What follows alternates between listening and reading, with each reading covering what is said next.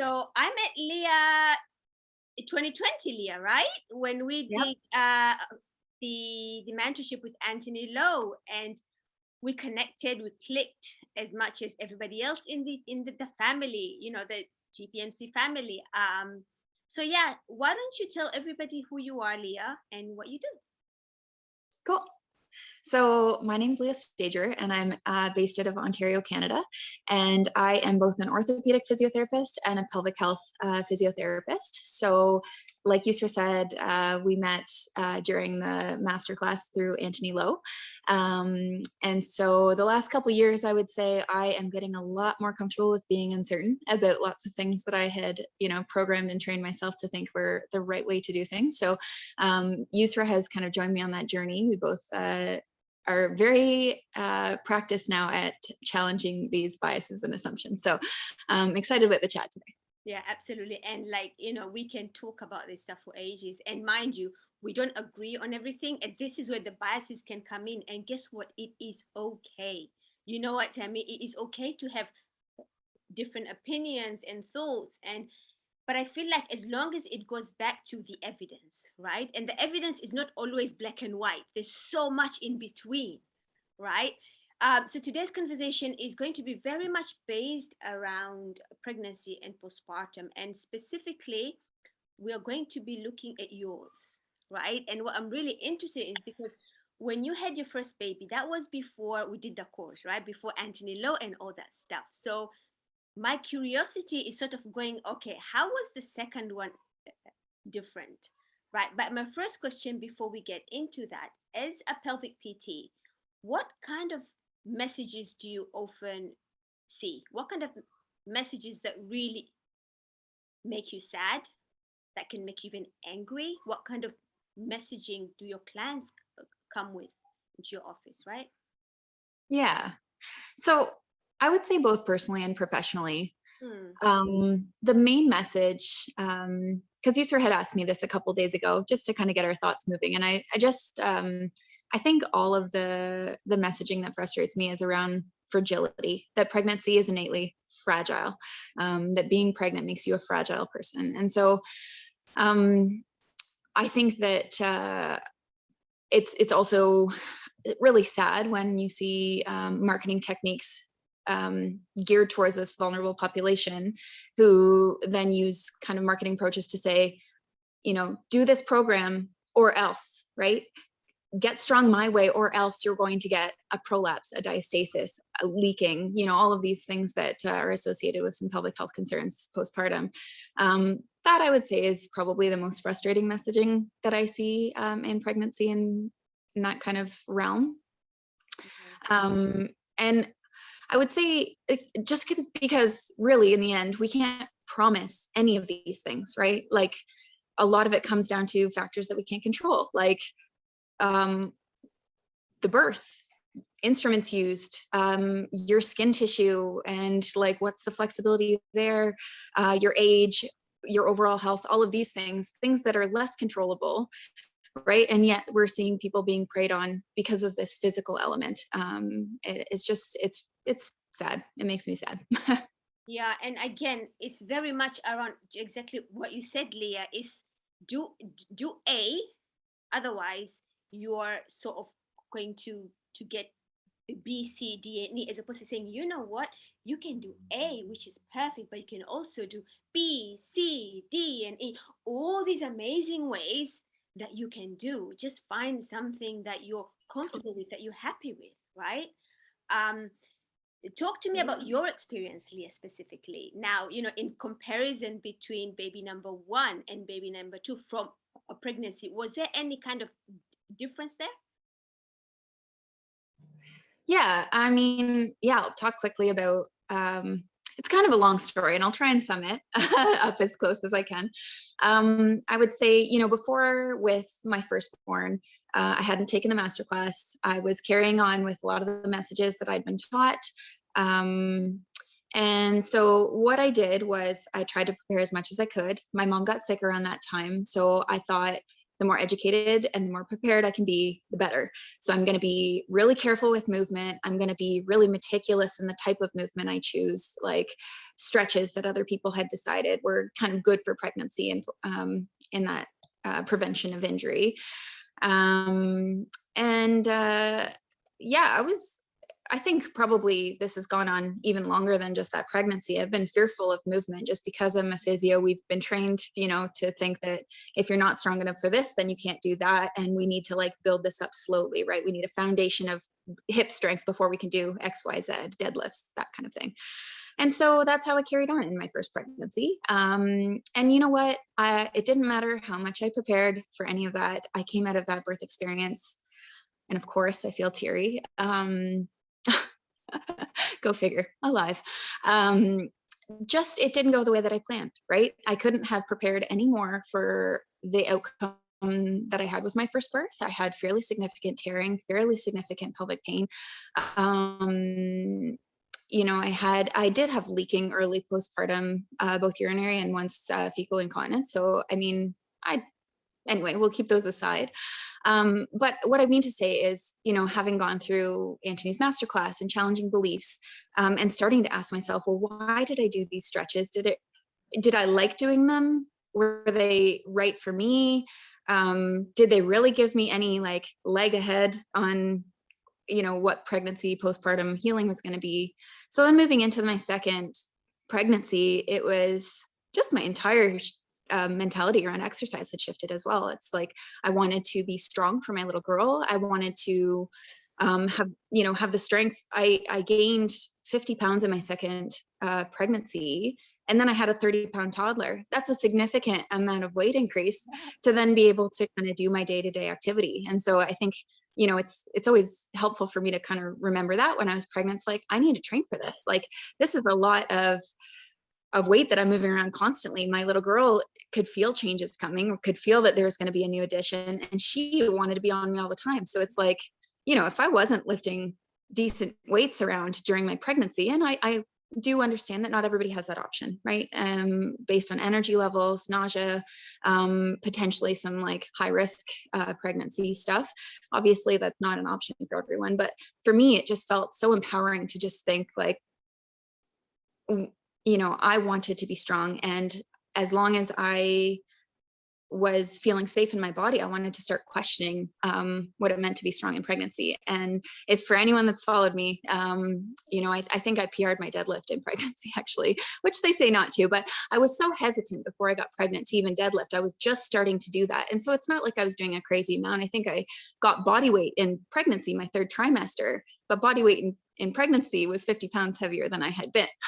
Right. So technically I was PRing in my deadlift. And so, just being able to question, challenge those beliefs as I moved through pregnancy this time was a very radical shift on from my first pregnancy. Yeah. And that is amazing to share. And I love that you said that you PR'd, right? Now, if I was comparing with my pregnancy, especially with the fourth baby, I found, because we love exercise, we love being fit, we love being able to move our bodies in certain ways, right?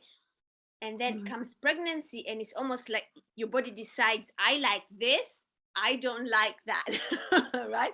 Absolutely. Remember, like, I hated jumping jacks in my last pregnancy. Like, I could do all the things, but jumping jacks was the thing that I couldn't handle. And at the beginning, I found that really hard, Leah, to be able to step back. And it was almost like admitting defeat, even though we know it's not defeat, right? But that athletic brain, as we call it, right? It's like, how did you manage that? Did you find any specific movements that you love to do, but suddenly your body was going, no, we are not doing that, Leah?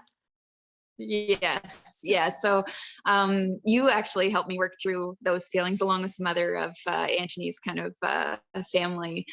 And I had done a post on it because for anyone that knows me, and if you don't, I am a self-taught yogi. I started around the same time I met Yusra to do yoga, and it became a really fun activity for me. It's what I really like to do. And so inversions, going upside down, is something that in pregnancy was an absolute no-go for me, which really, when you've spent so long building something up, it's really tough to give it up. It's really tough not to hold resentment, frustration, yes, defeat. I mean, not just that. I also found that, doing a pull-up or a chin-up on a bar, which is, again, something that I'd worked so hard to be able to kind of come around to.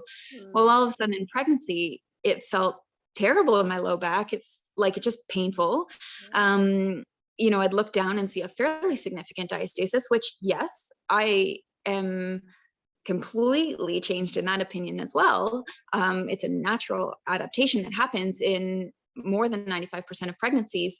For me, seeing that and knowing that, I mean, for me, my comfort level was always, if I see a diastasis, I'm not going to freak out immediately. Totally fine if I see that happening, but maybe I'll adjust what I'm doing so that I feel a little bit more kind of in control of that part of my trunk. That was a personal choice. Everybody's completely different on how they feel about kind of seeing those things. But talking to kind of the masterclass group in that post, that it was like, okay, Leah, maybe it would be helpful to think about, it's not forever, it's just for now. Honor your now body. What are the capabilities? And can you see like how fantastic it is that you have these set of capabilities that you are able to do in pregnancy that maybe, you didn't realize that you could do. So it was flipping around mentality of what can't I do to what can I do. That was really helpful for me in that timeline. Because I really struggled with that. It was really hard to shift that mentality for sure.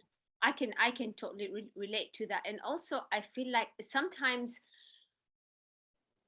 when we have our own biases as well, right, we tend to, I know I used to do this a lot with my own biases. I used to put that on my clients purely because of all these messages that we get, right? And it's okay to have our own biases. We all have them. We all like to do things a certain way, right? But there has to be a line where we need to recognize those biases, say, you know what, this is what I like, but Yep. you have option A, B, C, and D. How would you like to approach this, right? And Totally. when you get someone in front of you who's really athletic as a health and fitness professional, you're like, yeah, I am okay with you doing all these things, but I also kind of want to protect you a little bit because I know the science. So how do you often approach those clients who are like, you know what, I know I'm pregnant, but I want to keep that intensity just as high. I want to do all the things, right? How would you kind of approach those conversations with them? Yeah. So autonomy is the first thing that I absolutely think about, right? As long as we set that. And I mean, if you talk to Teresa, one of the TAs, seeking to understand is the very first thing that we should be doing. Why does this person want to do this activity? And what does it mean? Like, how is it meaningful for them, right? I think it definitely, when we look at the research, right, when you take high impact, because you're just talking about kind of high intensity, I'm just going to kind of go with high impact. Yeah. We know in the research that their high impact activities can be associated, like, so running, skipping, jumping can be associated with some pelvic health concerns, right? In people that, aren't pregnant. And so, yeah, we need to be mindful of that it's a time that we need to be mindful of our body. Everybody's going to have a different personal meter on like what's bothersome for them and what isn't bothersome for them. I think important to ask just to kind of ask somebody, do you have any fears? Do you have any worries? Do you have any concerns about like what things are like for you now with this movement, or what they might be like in the future, right? Like, are you nervous about any kind of consequences? Because that really directs how we can have a conversation about, what can we do to minimize that risk then, right? Like harm minimization. If somebody wants to do a movement that we know has some research behind it to be a little bit more, I don't know, I hate saying this, risky, I guess, then we just want to make sure that they know all the information and then they can make that choice for themselves, right? So go over their fears, try and educate about ways that we can meet them where they're at, figure out what they want to do, and then I think be available to give modifications, give things that if I think it's important, having gone through it personally, to educate people that what you can do today might change like in an hour, in a day, in a week, in pregnancy. And things that feel bad this week might actually feel fantastic in 2. Like it doesn't even follow a linear pattern in pregnancy, I find. And so being available to give those modifications, right? Being able to just kind of walk somebody through that journey, facilitate any kind of questions that they might have. I think that's the best that we can do, really. And it really comes down to working to the person in front of you, Leah, isn't it? Because all this Definitely. messaging that we are seeing, they're very much around, they're not looking at the person's experience, capacity, right? Strength, and all these, Absolutely. yeah, and all these things. And it's very much like, no, do not do that. I'm like, wait, what Absolutely. if I Yeah, can? What if I'm okay with doing it? What if I'm okay with the risks? What if I'm okay with the challenges? Right totally. now, I think one, I was sorry, I didn't mean to interrupt you. I was just going to say one client that comes to mind. yeah, We have some hilly terrain here in Ontario, mm, like small ski hills. I would say it's kind of like as hilly as our terrain gets. yeah, Um, but I had a client that was doing hill running right up to when she delivered, right? And 6 weeks postpartum, she wanted to do a snowshoe incline hill run, right? That's not easy to do. So I had to quickly check my bias, right? Of course, I'm thinking that seems intense. And on pelvic exam, on symptom kind of subjective history, listening to how she felt after doing lots of different types of things that she was trying in that early period. I think it was actually maybe 8 to 10 weeks that she actually had the run. yeah. In that specific person, in that specific client, it was well within her capacity, as far as we could both tell, to be able to do that movement. And so it's a really good example, just keep in my mind that not everyone presents the same, right? Somebody who is easily able to run an uphill snowshoe 6 weeks postpartum is just the same as, somebody who's 18 months postpartum who's still struggling to do like XYZ, right? A smaller activity, like could have symptoms with walking. So it's just so dependent on the person that's in front of you. Yeah. And also, there's this big disconnect between physical health and mental health, right? It's like for a lot of us, training is part of looking after our mental health. So if you're telling me I can't do this because for sure I'm going to get all these physical issues, then I'm pretty much stuck, aren't I? Because I'm not going to be a pretty good mom if I'm pissed off all the time. And do you know what I mean? Yeah, So yeah, it really comes down to, okay, why does this person want to do this thing? How can I support them in the decisions they're making? Essentially, how can I make sure that I guide them, right? For them to be able to look after themselves, because ultimately absolutely. autonomy, and it's their decision, right? Absolutely. Absolutely. Yeah. Having gone through pregnancy twice, the knowing your sense of self in that early period of time, it is a wild transformation, and it doesn't get easier with more deliveries. At least it didn't for me, right? No. Because we're just different every time that we go through it. And so, yeah, definitely that sense of self was a huge driver for me wanting to get back to activity. And I will say for me, I had my own kind of tools that I used that I was comfortable using. And we can talk about that a little bit if you want to. Um, but everybody's going to be different there for sure.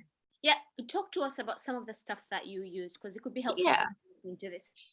Sure. Okay. So I had a fairly symptomatic prolapse in that early postpartum period. So that kind of 0 to 3 month period. I found that walking would give me that sensation of heaviness when I came back. Some different yoga moves sometimes. I went to do strength training kind of in that 8 week postpartum period. That was a fun adventure to realize that, I had in my mind again assumed that my 40-week pregnancy body would have about the same capacity as my 8-week postpartum body, right? No, not even close to the same. I'm thinking, yeah, I had to modify for pregnancy, so I probably will find myself along a similar line. Yeah. It was not the same, and it was symptomatic, right? If I had scaled down, it might not have been symptomatic, right?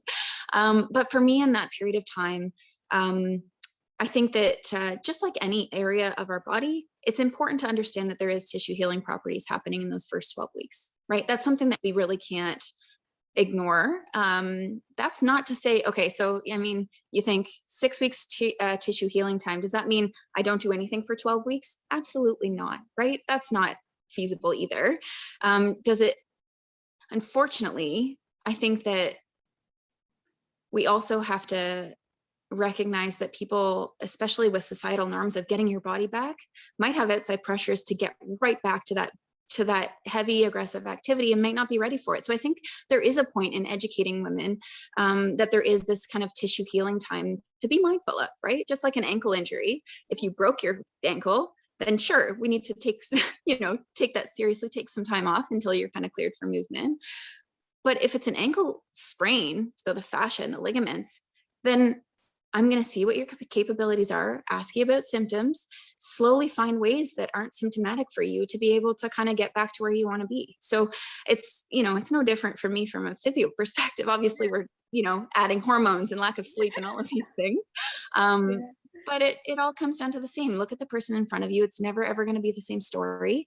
And what I was going to say is I also, for myself, used like the test retest concept, because for me, it just gave me reassurance for myself on things that I was doing, in that 12-week time period. It was like, okay, I want to be respectful that this is a time that my body is healing. So how do I kind of mix that being respectful of that healing time with wanting to progress activity in a way that I feel comfortable and safe? And so test retest was kind of, okay, I'm going to check my prolapse either over my underwear or an internal, or take a look with a mirror, see what it's like before doing an activity. And then maybe I'll see what it looks like after. The one thing there is that a prolapse can look different depending on angle and like even lighting. So obviously it's not like the winning thing, but it gave me some, just some strategies on how I could kind of manage things moving forward. And I found it very helpful for me to use that as a strategy to have objective or a little bit more objective information on how to move forward with it. Yeah, that's really helpful, Leah. Thank you. Talking about a postpartum recovery and thinking your 40-week body is the same as 8-week. I remember when I gave birth to my fourth, right? My husband wasn't there. I mean, that for the past, 2015 to 2018, 19, we lived apart. So the children were kind of like with me, right? And movement and exercise was that place for me to stay grounded and right. So during my pregnancies, I find myself to be the strongest. Yeah. Right? I'm like, yep, I've got this. I feel my strongest. But postpartum is always the most challenging time for me, because it's almost like I've lost that part of me that helps me stay calm. Because Yusra, calm down, calm that athlete brain down. And 4 days in, Leah, 4 days, I try pistol squat, right? Because I don't know what my brain was telling me. I try it and I did it, but my hip hurt me for the next 3 weeks. Yeah. Literally, something popped, like literally popped as I was coming back up from the pistol, right? So I totally get why you try to do the things you are. All I can say is you were a lot more reflective than I was during that period, because I was going all in, like, nope, I'm doing this, right? But that was before taking the course with Anthony and all that stuff. So Totally. that was interesting. Now with prolapse, I feel like even if we spoke about prolapse specifically, the messaging around that is so fearful, Leah, right? I know I was okay with my first 3, right? And then with my fourth, when he turned 1 year, I started to get those prolapse sort of feelings, right? And I actually started to get those feelings when I was doing a specific course before doing it with Anthony. It's like, okay, I don't know what I'm feeling, but I'm not liking it, right? And I could feel it every minute of the day. It was horrific. So I went to go and get myself checked, and they're like, yeah, you do have a prolapse, but I'm not even going to grade it because it's not even that. I'm like, how is it not even like a 1 stage or whatever they label it? I feel it in everything that I do. And what I noticed is also the more I focused on it, the more I felt it. Every time I have a prolapse conversation, it would come up and it would all be that I'm feeling. And I keep thinking, had I not known what I know about prolapse, Leah, that would leave me fearful of all my movements. Because mind you, my movements are what allow me to look after these kids. My strength allow me to look after them for my mental health and all that stuff. Right. So Totally. if I couldn't do those, then what happens? Right. Right. Totally. I think that prolapse is a conversation we're still constantly having with, our group on how do we educate women about this stage in their life? Because the thing is, number one, a lot of the studies are showing that grade 1 and grade 2 prolapses maybe should be considered normal translation postpartum, right? So that's number one. So if it's coming kind of at the level of the entrance of the vagina or above, maybe that's normal translation that happens and occurs after childbirth, right? Not something that should be stigmatized as abnormal. Mm. Um, Number two is that if you feel heaviness, right? If you're not looking or feeling, then there could be a situation where that's like tension or tightness getting brought up in the pelvic floor and giving you this sensation. Then we also talk about, one of the components for me is hormonal change, right? So we have this tank in our hormones or decrease, right? And so a lot of tissue for me feels really sensitive at that introitus or entrance of the vagina. So it's like, okay, maybe it's just the fact that it feels really uncomfortable against my underwear. Maybe that's why it feels like I have a prolapse, but I don't actually, it's just because the skin's so irritated, right? So the feelings are just not reliable when it comes to prolapse, right? And so that's why I chose in my own postpartum journey and not, I recognize that not everybody is comfortable with looking or touching or feeling their own genitals, just, the way we were raised or just anyways, there's so many things about comfort level in that region. But for me, it was the only way that I could say, it's okay, Leah, calm down. This might be tension. This might be, irritation of the skin tissue. And it's how I guided exercise because it was a bit more objective to me. And again, like I said, depended on lighting and the, Yeah. way I was standing and stuff on how much that would move up or down. So it's not the best, but it's better than just not like completely avoiding walks because I felt that thing, 2K in, right? It's just, it's really tough. I think what I've come to with physio, and it'll change again, is just to let somebody know, all of the tissue that I'm seeing in our exam is as expected in your time of healing, right? Because as soon as that word prolapse comes out, right? Google it Yeah. sets in, right? And it would for me as well, right? I think everybody would, hear a word that sounds a bit scary and just be looking into like, what does that mean? And what does that mean for me for the future? And so, in physio realms, it's like, do we tell people they have a prolapse if like this 12-week timeline potentially is just it's gonna just disappear and just completely resolve on its own because in that timeline we've got a lot of healing that's happening. And so do we mention it in that early kind of postpartum phase when it's likely that it's that there's going to be some translation there? It's really hard. I don't think there's ever a right answer. I think it depends on the person you see in front of you. Yeah, it's just an adaptation. It could be just part of your body adapting the same as diastasis, right? And what Yeah. I'm finding hardly as a health and fitness professional who's not a medical health and fitness professional is I get clients come to me and saying, "Oh, my doctor said I have a prolapse, so I shouldn't do exercise A and B, but I love doing these exercises. What happens then?" And obviously, Yeah. the title of being a doctor is automatically synonymous, oh, they know much more. And I'm like, no, right? Right. And those conversations for me can be really, really hard to have because I don't want to go against the doctor's advice, clearly. But then I Right. know a lot more, I have more knowledge in this area, right? Almost feels like it, where it's like, how do I draw that line where I can still help this person Yes, without, do you know what I mean? absolutely. I think so helpful to be able to um just try and create some uncertainty on like,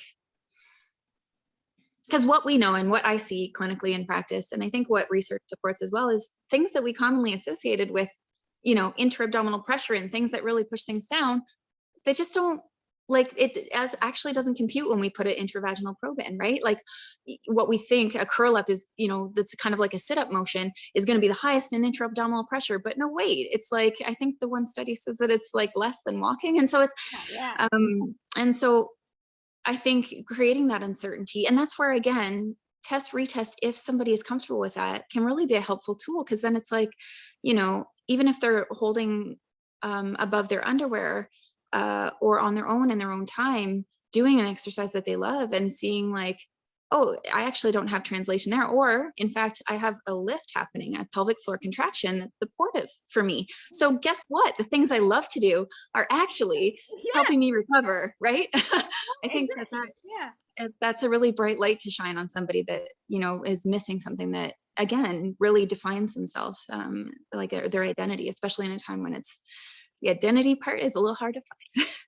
Very hard. Yeah, and I think just having that conversation and let people know, like, look, it's your psychology as well, right? The symptoms that you're feeling don't correlate to the state of your tissues. You can have Right. someone with a grade 3 and 4, they're not feeling it as much as someone with a grade 1, let's say, Totally. right? It's really come down to that sensitization and all that stuff. So having that conversation can be really important. I think So, another thing that you could be mentioning is, did your physician check your prolapse in squatting to see that that was worse, yeah, right? Because yeah. then that creates that one moment of like, well, no, they didn't, and so it's like, well, maybe that would have been okay, right? If we don't know that information, likely the thing that you love to do isn't necessarily on your back, so we don't know that information if that's the only place you were tested, right? So Yeah. So ask more questions, basically, right? And stay mhm, curious, as I suppose, right? totally, And stay absolutely. curious. All right. So, what advice would you give to someone who's athletic who wants to continue to exercise in pregnancy? Just one advice for that for pregnancy and one advice for postpartum. Oh, that's hard, I Yusra. know. I know. um, Give me one. Pregnancy. Say it one more time because I want to make sure I So understand. say someone is athletic, right? Yeah. Should be their exercise. If even they would say they're a competitive athlete, let's say, right? And Yes. they come to the like, Leah, I love my workouts, whatever it could be, running or heavy lifting or whatever that is. I want to be able to continue training during pregnancy, right? What is your Yeah. advice? Honestly, the one that just pops into my mind, Mm, again, I said it earlier, and it's from Teresa Weiser, is just, I would, encourage you to honor your now body, right? Forget about what you're, I also think about Rupi Kaur, here, a poet, who's very into feminism. The poem goes, I'll never have this version of myself again. Let me slow down and be with her. Right. I Just love be in the that. I really I love it as well. love that. Yeah. She has some really great poems, but it's just, we're ever changing. We're transforming all the time, not just in pregnancy and postpartum. And so grounding yourself in that moment and figuring out your capabilities within that space, try and take away what your past was able to do, try and take away what your future, you want to do, right? In that space right now, what can I do? Right. I think that honestly, both pregnancy and postpartum, I think that still has relevance, right? Because we are Yeah. our worst enemies sometimes when we compare ourselves and our worth to what we used to be able to do and what we can do now. Just tough. I love that, and that advice is quite similar to what I tell those who want to eat healthier. Forget what you ate yesterday. Forget what you sort of are gonna eat tomorrow. Think about today. What can I do today that's 1% healthier? Yes. That's gonna take me to just today, even if it's now, even if it's until lunchtime. Right? Because the Right. moment we start to think about tomorrow, we build these pictures in our head. What if I can't do it? What if I can't do that? Then anxiety kicks in, and it's a whole lot of things happening, right? Absolutely. So Absolutely. just embrace the now, essentially, right? Totally. Yeah, absolutely. I'm reading a Power of Habit by Charles Duhigg right now, and I just literally read, Keystone Habits and how we create behavior change is the small wins, small things, and that very much relates to what you just said, right? Can we get those small wins that add up to making it feel like we can do something, we can make a change? Yeah, and and I read somewhere that the brain works in small leaps, right? They doesn't Right. jump into big leaps, like one thing at a time. And No, by the time you, anxiety, the big yeah, ones. right.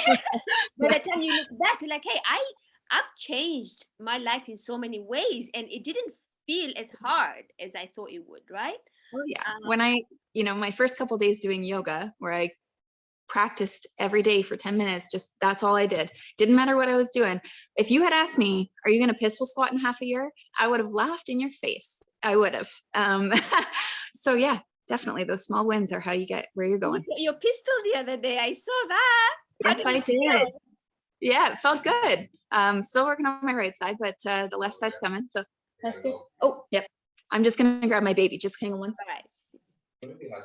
So, guys, what an amazing conversation with the amazing Leah. I'm just going to look at Facebook to see if I've got any questions, any comments.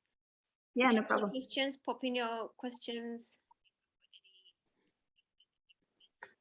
No question on there. Hello. Hello, gorgeous. Yeah, This is amazing. Ingrid. So Leah, just one last thing. Where can people find you? And someone wants to work with you. Where can they find you? Yeah, so I can put it in a comment on this Facebook Live as well. But my handle on Instagram is at Leah Stajcer. And I am pretty active there. I am also at Pulse Physiotherapy in Peterborough, Ontario, Canada. So definitely you can look me up there through link or Pulse Physio PTBO on Instagram as well. So yeah, you can find me either of those spots, and I'm always happy to chat. I love creating. I would say my following is not big, but the following that I do have is very interactive, and really, it's great to have the support back. Of course, Ingrid just Motherhood. Yay, I love grabbed this. I the love only. this. It is Hang so on. perfect, right? Perfect example of what This is baby life, rolling right? with the waves looks like. This is what it is, right? That's beautiful. Oh man. Thank you, Anyway, thank you so much, Leah, for being here. It has been amazing to get you on here and having you do your first live. Is it yes. amazing? Yeah, it's been great. I mean, I wouldn't want to take my first step into that with anybody but you, Yusra. Oh, well, thank you so much for being here.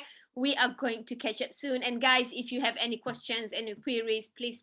I know we spoke about a lot, and I know some of the things that we spoke about may be things that you haven't heard, or if anything that's triggered you, please do let us know. We are here to support you. We are here to help you, and just know that there isn't really one specific way to do things, right? Like there's so many ways where you can achieve. You can have like 100 people achieve the goal in totally different ways. It's really down to who you are as an individual, what your experience has been, what your capacity is, what are your feelings, what are your thoughts, what are your behaviors, what is your life like, and then we take it from there. Okay. Leah, thank you again for being here.